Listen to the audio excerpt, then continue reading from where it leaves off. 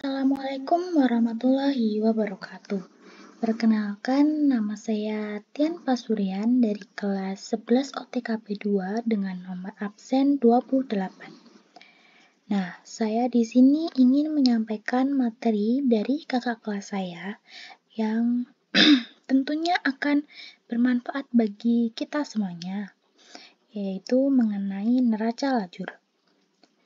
Seperti yang telah kita ketahui, neraca ialah salah satu poin penting untuk membuat laporan keuangan.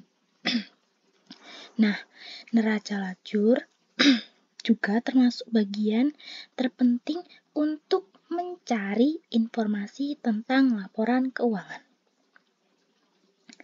Untuk lebih jelasnya, mari kita bahas. Apa sih definisi dari neraca lajur itu? Neraca lajur merupakan alat bantu bagi para akuntan untuk melacak informasi penting dalam proses penyusunan laporan keuangan. Neraca lajur merinci berbagai tahapan siklus akuntansi. Oleh karena itu, memahami definisi dan membuat neraca lajur akan menjadi kunci bagi seorang akuntan. Bahkan, jika kamu adalah seorang pemilik bisnis, penting sekali untuk mempelajari cara menyusun neraca lajur untuk membuat laporan keuangan yang rapi dan akurat. Neraca lajur terdiri atas banyak kolom.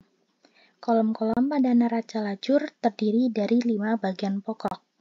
Yang pertama terdapat neraca saldo, yang kedua penyesuaian, yang ketiga neraca saldo setelah penyesuaian, yang keempat laporan perhitungan laba rugi, dan yang terakhir neraca.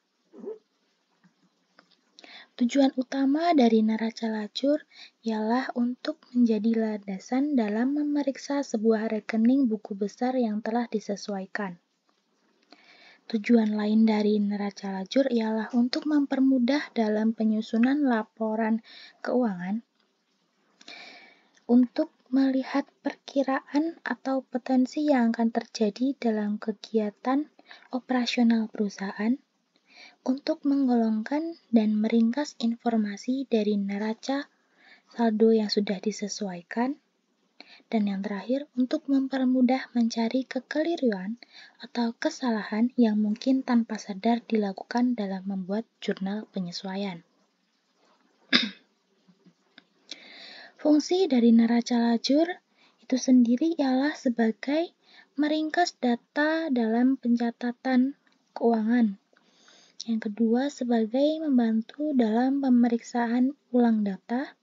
Yang ketiga, sebagai mendukung proses penyusunan laporan keuangan.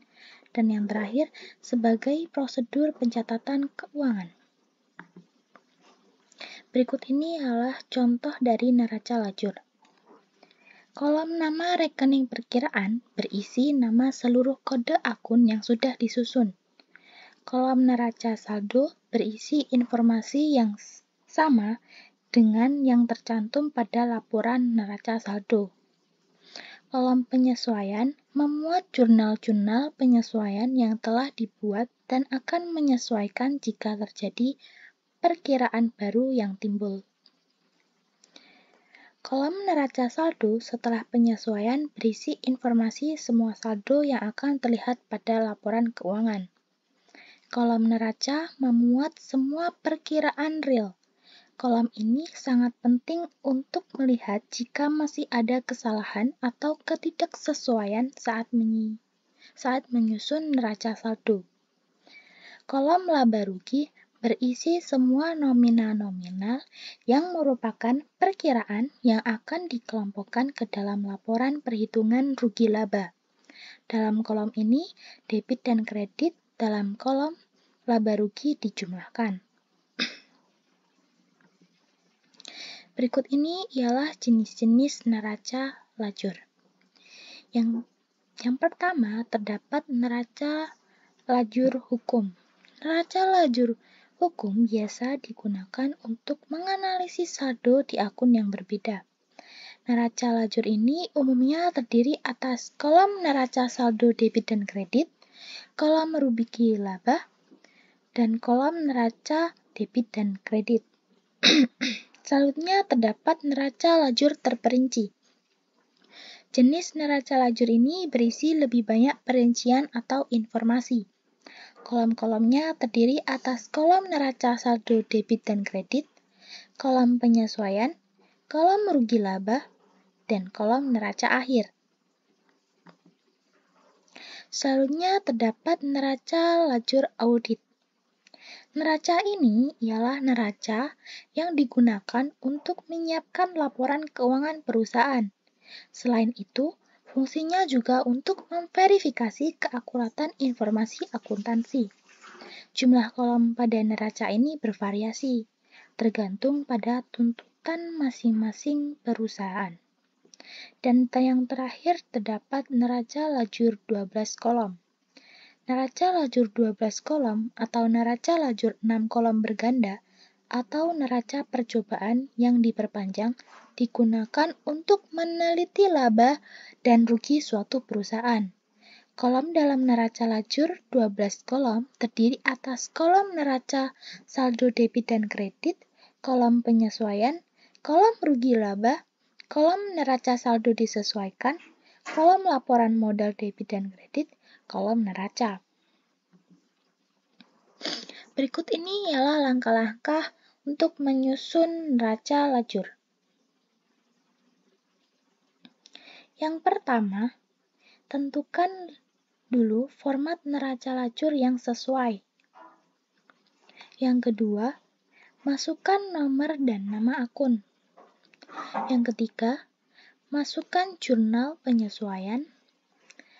Yang keempat, masukkan data ke neraca saldo setelah penyesuaian. Dan yang kelima, masukkan data di neraca dan laba rugi. Dan yang terakhir, jumlahkan kolom laba rugi. Dari materi kali ini dapat disimpulkan, neraca lajur merupakan alat bantu untuk mengetahui informasi secara jelas tentang keadaan laporan keuangan suatu perusahaan. Neraca lajur dapat menjadi acuan dalam pengembalian keputusan oleh perusahaan.